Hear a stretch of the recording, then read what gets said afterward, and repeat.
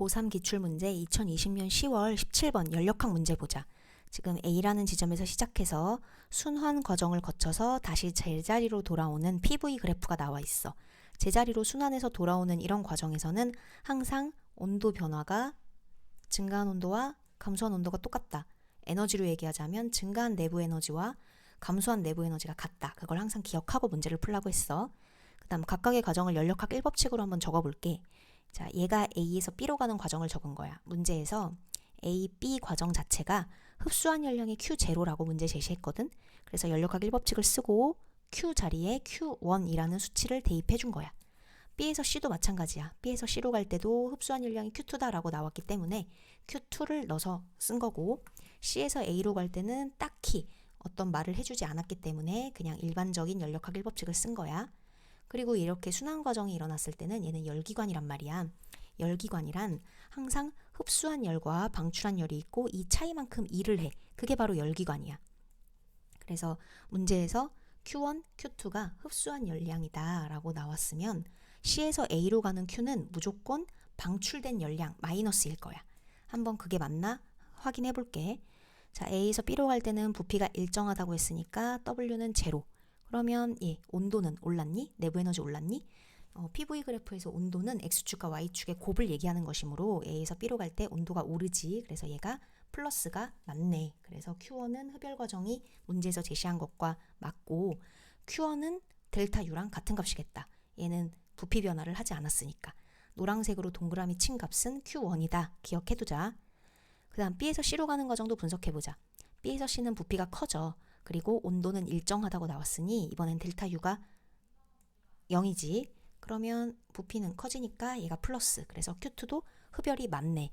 얘도 정확하게 동그라미를 같은 값을 쳐보면 얘는 내가 한 일, 이 기체가 한 일, 녹색 동그라미가 바로 Q2가 되는 거지. 자, 녹색 동그라미는 Q2다 라고 기억하면 되겠다.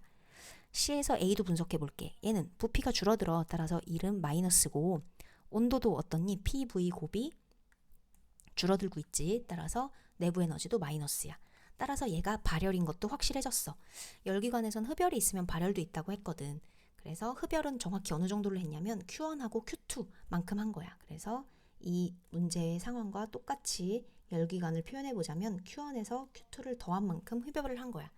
발열은 CA 과정에서 얘가 발열을 했지. 그 값이 얼만지 문제에서 나오진 않았지만, 문제에서 나온 건 3개야. 흡수한 열량이 Q1하고 Q2다라는 것이랑 한 번 순환하는 동안 W의 일을 했다라는 거야.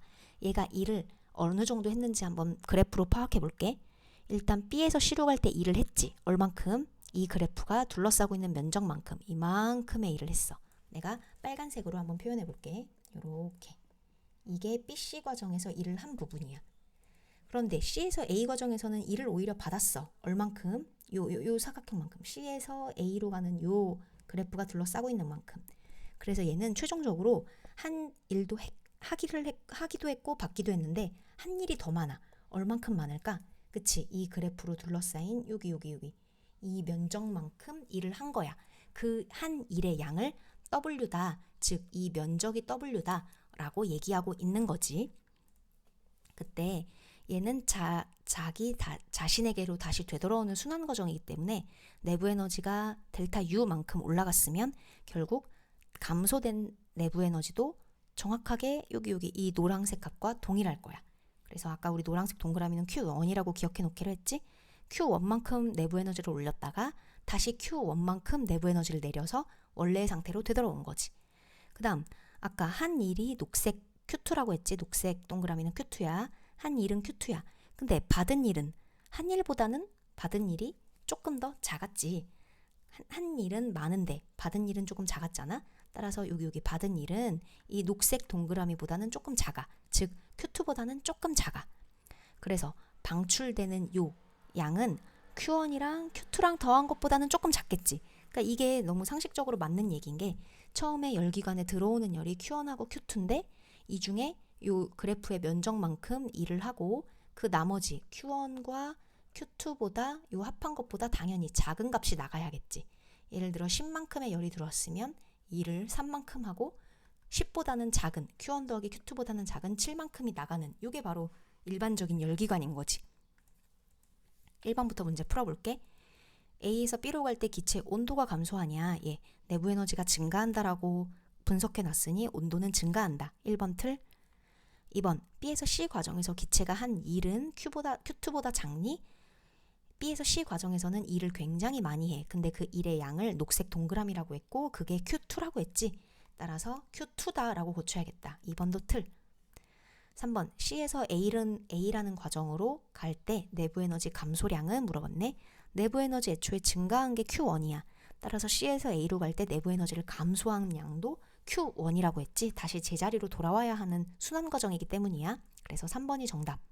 4번, 흡수한 열을 모두 합한 게 1이니 얘들아 여기 흡수한 열을 모두 1로 바꿔주는 이런 열기관이 있을 수 있다고 했어. 열 효율이 100%인 열기관은 이 세상에 없다고 했지. 일부는 아래로 빠져나가야 돼. 열이 방출돼야 돼. 따라서 이런 열기관은 있을 수 없다. 4번 틀. 5번, 열기관의 열 효율은 처음에 모두 흡수한 열 분의 1한 양이잖아. 따라서 모두 흡수한 열은 Q1 더하기 Q2고 일은 문제에서 W만큼 일을 했다고 했어. 물론 한 일도 있고 받은 일도 있는데 한 일, 녹색 동그라미와 받은 일은 그것보다 조금 작은, Q2보다 작은 값, 이걸 모두 합쳐서 최종적으로 W의 일을 한다고 문제에 나왔기 때문에 여기 분자에는 W가 들어가면 되겠다. 5번은 Q1 더하기 Q2분의 W로 고쳐주면 되겠다. 답은 3번.